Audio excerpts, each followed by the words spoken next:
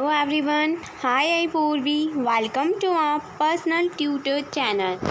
आज हम लोग हमारा पर्यावरण कक्षा 7 का छठा पाठ पढ़ेंगे, प्राकृतिक वनस्पति एवं वन्य जीवन। तो चलो शुरू करते ये पाठ। सलीमा अपने ग्रीष्म शिविर से बहुत उत्साहित थी। अपने सहपाठियों के साथ वह हिमाचल प्रदेश में मनाली देखने गई थी। उसे सब स्मरण था कि बस जैसे जैसे चढ़ाई पर जा रही थी वह स्थलाकृति एवं प्राकृतिक वनस्पति के बदलते रूपों को देखकर कितनी हैरान हो रही थी।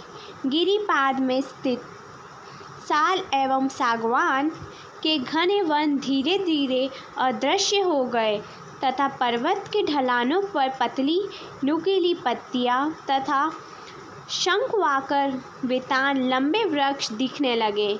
उसे पता चला कि वे शंकुधारी वृक्ष थे।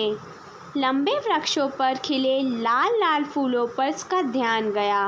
वे रोडेरेडान के फूल थे। मनाली से आगे रोहतांग दर्रे तक के रास्ते में उसने देखा कि भूमि छोटी छोटी घास एवं कुछ स्थानों पर बर्फ से ढकी है। सलीमा के अवलोकन से हम अनुमान लगा सकते हैं कि स्थल की ऊंचाई एवं वनस्पतियों की विशेषताएं एक दूसरे से संबंधित है।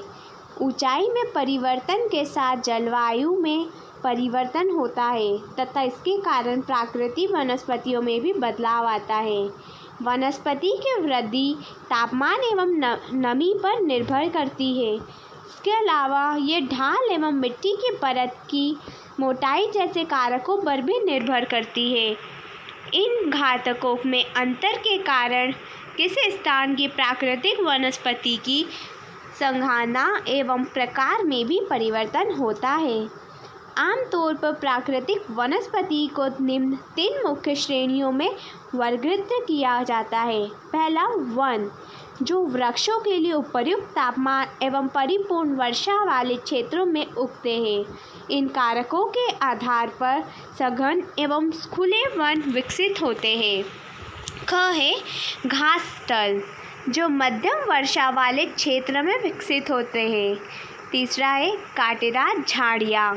कांटेदार झाड़ एवं झाड़ियाँ केवल शुष्क क्षेत्रों में पैदा होते हैं। समीला हिमालय की यात्रा का अपना यह अनुभव अपने पिता को बता रही थी। उसके पिता विश्व के विभिन्न स्थानों पर जा चुके थे। उन्होंने सलीमा को विभिन्न महाद्वीपों के विभिन्न भागों में पाई जाने वाली विविध प्रकार की वनस्पतियों के बारे में बताया। उन्होंने उपध्रुवीय प्रदेशों में शंकुधारी वन, रेगिस्तानों में कांटेदार झाड़ियाँ, आर्द्र प्रदेशों में घने उष्णकटिबंधीय दृढ़ काष्ठों वन के बारे में कई अन्य जानकारियाँ दी। सलीमा समझ गई थी कि हिमालय के क्षेत्रों में लगभग सभी प्रकार की वनस्पतियाँ पाई जाती हैं, जो भूमध्य रेखा से ध्रुव की ओर जाने पर मिलती है। प्राकृतिक वनस्पतियों के प्रकार में बदलाव का मुख्य कारण जलवायु का बदलाव है। आइए हम विश्व के विभिन्न प्रकार की प्राकृतिक वनस्पतियों, उनके गुण एवं वहाँ प्रवास करने वाले वन्य जीवों की जानकारी प्राप्त करें। पहले है वन। उससे पहले हम जानते हैं कि ब्राज़ील के उष्णकटिबंधीय सदाबहार वन इतने विशाल है कि ये पृथ्वी के फेफड़े की तरह प्रतीत होते हैं। आप बता सकते हैं ऐसा क्यों होता है? तो चलो हम ये पढ़ते हैं। उष्णकटिबंधीय सदाबहार वन। इन वनों को उष्णकटिबंधीय वर्षा वन भी कहते हैं, जो कि आप चित्र 6.3 में देख पा रहे हैं। ये घने वन भूमध्य रेखा एवं उष्णकटिबंध के पास पाए जाते हैं। ये क्षेत्र गर्म होते हैं एवं पूरे वर्ष यहाँ अत्यधिक वर्षा होती है। चूँकि यहाँ का मौसम कभी शुष्क नहीं होता, इसलिए यहाँ के पेड़ों की पत्तियाँ पूरी तरह नहीं झड़ती, इसलिए इन्हें सदाबहार कहते हैं। काफ़ी घने वृक्षों की मोटी वितान के कारण दिन के समय भी सूर्य का प्रकाश वन के अंदर तक नहीं पहुंच पाता है। आमतौर पर यहाँ दृश्य काष्ठ वृक्ष जैसे रोजवुड, अबनुस, महोगनी आदि पाए जाते हैं। क्या आप जानते हैं एनाकोंडा विश्व का सबसे बड़ा सांप है। उष्णकटिबंधीय वर्षा वन में पाया जाता है। यह मगर जैसे बड़े जानवर को मार और खा सकता है। उष्णकटिबंधीय पर्णपाती वन। उष्णकटिबंधीय पर्णपाती वन मानसूनी वन होते हैं जो भारत, उत्तरी ऑस्ट्रेलिया एवं मध्य अमेरिका के बड़े हिस्सों में पाए जाते हैं, जो कि आप चित्र 6.4 में देख पा रहे हैं। इन क्षेत्रों में मौसमी परिवर्तन होते रहते हैं। जल संरक्षित रखने के लिए शुष्क मौसम में यहाँ के पेड़ पत्तियाँ झाड़ देते हैं। इन वनों में पाए जाने वाले दृढ़ काष्ठ वृक्षों में साल, सागवन, नीम तथा शीशम है। दृष्ट काष्ठक वन फर्नीचर, यातायात एवं निर्माण सामग्री बनाने के लिए बहुत उपयोगी है। इन प्रदेशों में आमतौर पर पाए जाने वाले जानवर हैं बाघ, शेर, हाथी, गोल्डन लंगूर एवं बंदर। जैसे कि बाघ का चित्र दे रखा है 6.5 में, गोल्डन लंगूर का चित्र दे रखा है 6.6 में और हाथी 6.8, 6.7 में। शीतोष्ण सदाबहार वन। तो चलो शीतोष्ण सदाबहार वन के बारे में पढ़ते हैं। शीतोष्ण सदाबहार वन मध्य अंशार्क के तटीय प्रदेशों में स्थित है। ये सामान्यतः महाद्वीपों के पूर्वी किनारे पर पाए जाते हैं, जैसे दक्षिण पूर्व अमेरिका, दक्षिण चीन एवं दक्षिण पूर्वी ब्राज़ील। यहाँ बाघ, चीड़ एवं यूकेलिप्टस जैसे दृढ़ एवं मुलायम दोनों प्रकार के पेड़ पाए जाते हैं। शीतोष्ण पर्णपाती वन। उच्च अक्षांश की ओर बढ़ने पर अधिक शीतोष्ण पर्णपाती वन मिलते हैं। ये उत्तर पूर्वी अमेरिका, चीन, न्यूजीलैंड, चिली एवं पश्चिमी यूरोप के तटीय प्रदेशों में पाए जाते हैं। ये अपनी पत्तियां सूक्ष्म मौसम में झाड़ देते हैं। यहाँ पाए जाने वाले पेड़ हैं ब्रांच, ऐश, बीच आदि। हिरण, लोमड़ी, भेड़िया यहाँ के आम जानवर हैं। फिजेस तथा मोनाल जैसे पक्षी भी यहाँ पाए जाते हैं। जैसे फ्रीजेंट का चित्र आप 6.9 में देख पा रहे हैं और मोनाल का चित्र 6.10 में। और यह है शीतोष्ण पर्णपाती वन। भूमध्य सागरीय वनस्पति। आप जान चुके हैं कि महाद्वीपों के पूर्व एवं उत्तर पूर्वी किनारों के अधिकांश भाग शीतोष्ण सदाबहार एवं पर्णपाती पेड़ों से ढके हैं। महाद्वीपों के पश्चिमी एवं दक्षिण पश्चिमी किनारे विभिन्न हैं। यहाँ मध्य सागरीय वनस्पतियाँ पाई जाती है। यह अधिकतर यूरोप, अफ्रीका एवं एशिया के भूमध्य सागर के समीप वाले प्रदेशों में पाई जाती है, इसलिए इसका यह नाम पड़ा।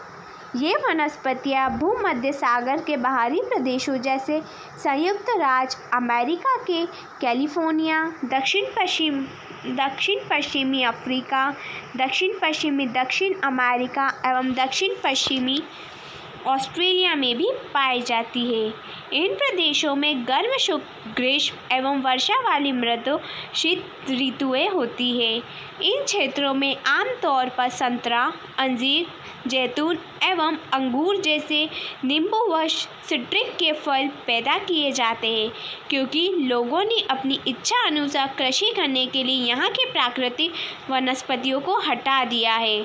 यहाँ वन्य जीवन कम है। क्या आप जानते हैं रूसी भाषा में टेगा का अर्थ होता है शुद्ध या अनछुआ। उत्तरी गोलार्ध के उच्च अक्षांश 50 डिग्री से 70 डिग्री में भव्य शंकुधारी वन पाए जाते हैं। इन्हें टेगा भी कहते हैं। ये वन अधिक ऊंचाइयों पर भी पाए जाते हैं। इन्हीं वृक्षों को सलीमा ने हिमालय में प्रचुर मात्रा में देखा है। ये लंबे, नरम काष्ठ वाले सदाबहार वृक्ष होते हैं। इन वृक्षों के काष्ठ का उपयोग लघुदी बनाने के लिए किया जाता है, जो सामान्य तथा अखबारी कागज बनाने के काम आती है। नरम काष्ठ का उपयोग माचिस एवं पैकेट के लिए बक्से बनाने के लिए भी किया जाता है। चीड़, देवदार आदि इन वनों के मुख्य पेड़ हैं। यहाँ सामान्यतः रजत, लोमड़ी, मिंक, ध्रुवीय भालू जैसे जानवर पाए जाते हैं।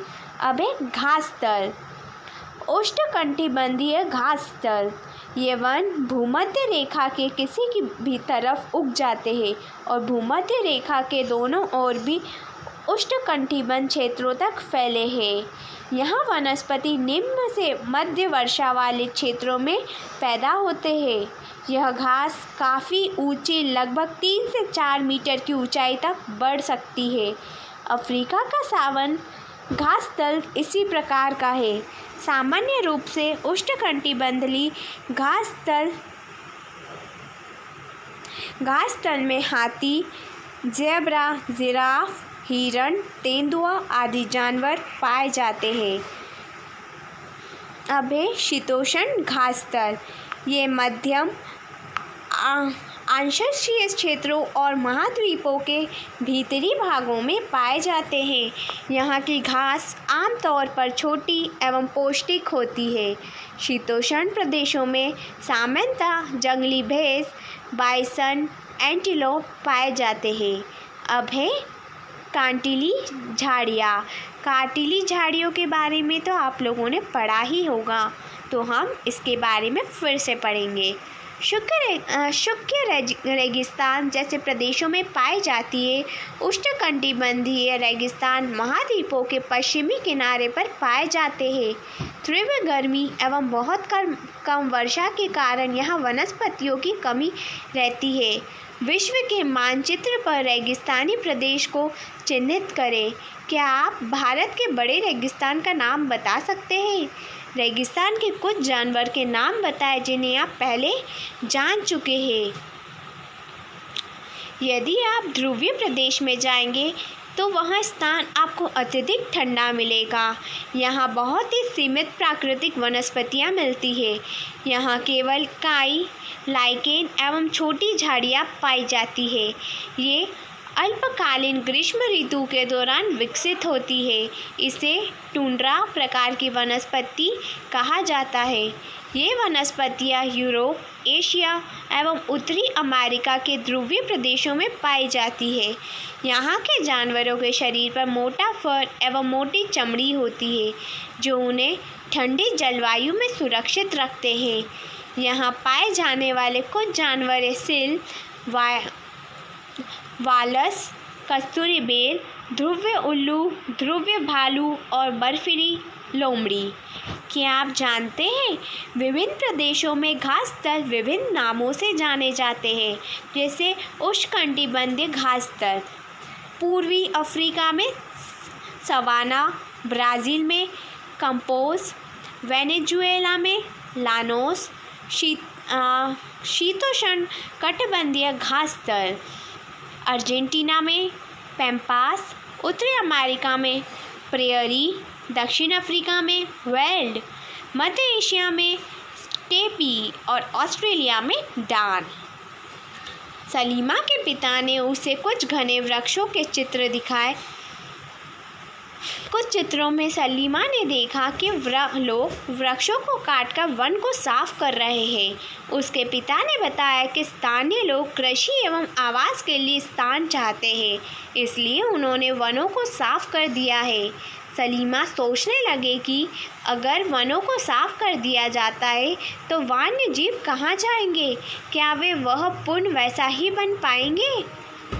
अगर लोग इसी प्रकार पेड़ों को काटते रहे तो भविष्य में पर्याप्त ऑक्सीजन, जलवाष्प, लकड़ी, फल, मेवे आदि मिल पाएंगे। क्या आप सलीमा से सहमत हैं? अपने दोस्त के साथ वनस्पतियों एवं प्राणी जगत की विविधताओं में हो रही कमी पर चर्चा करें, इसके संरक्षण के बारे में भी कुछ सुझाव दें। If you have any doubt related to this video, please comment in comment box. Thank you.